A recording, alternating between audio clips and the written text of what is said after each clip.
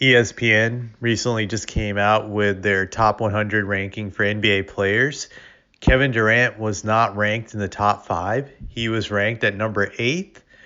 And I have to say, I do agree with that ranking of him being ranked that low, not being put in the top five. In past years, I would say, even last year, you could say he was definitely a top five player when he was healthy and playing. But in 2022, I felt he dropped out of that ranking. Just he wasn't at that level this year. Just the way the playoffs happened, it just showed he wasn't a top five player. I definitely believe that, but he did respond to these comments. He tweeted some rap lyric on his Twitter page that showed that he was upset. I forget who the rapper is. I don't follow current day rap, so that shows how out of touch I am now since I'm in my late 30s. I just don't give a shit. But anyways, here's the tweet. It says this: Look, these lames still caught up cause my name still brought up in top five convo from Langfield to Gainesville, Florida. So that was what he tweeted. What do I think about this? I think Kevin is showing like he's always shown that he's very sensitive. He's emotional. He's upset about this, but he's not willing to look at reality, which was he wasn't he wasn't great during the playoffs last year. He was awful outside of one game, I believe. The rest of that series, he was complete trash. He struggled just about every game against the Celtics. Their defense limited what he could do, and for the first time in his career, to me, he didn't look like a great player. He just looked like an okay player. Part of it, you could say, was the Celtics' great defense, but I think the other part of it is that he was declining.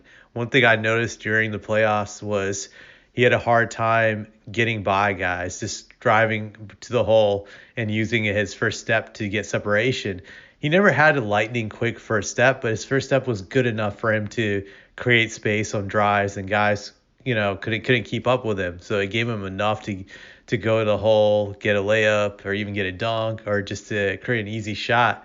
But he wasn't able to do that during the playoffs last year, just in 2022 against the Celtics. They were able to strip him a bunch of times or just force him to shoot an ugly jump shot, and he failed miserably.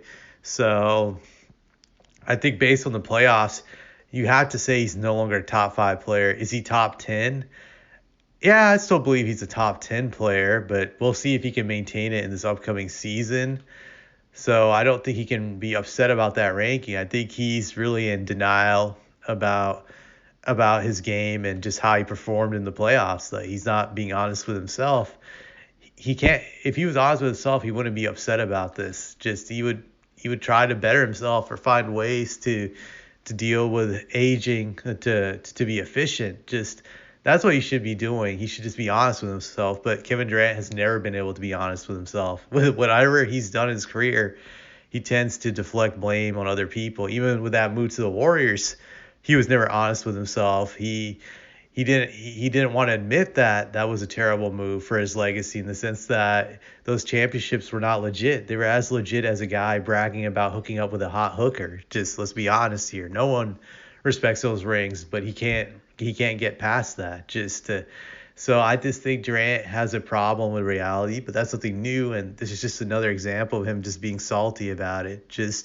But I'll say this: if he's not careful, he could fall out of even the top 10 after this season if he doesn't make up for the subpar playoff series he had against the Celtics, and if he doesn't take the Nets far for this upcoming season into the playoffs. If he can't get them out of the first round, I'm definitely willing to knock him out of the top 10 if he plays like what he did again last year, in this upcoming season. So that's the way I look at this.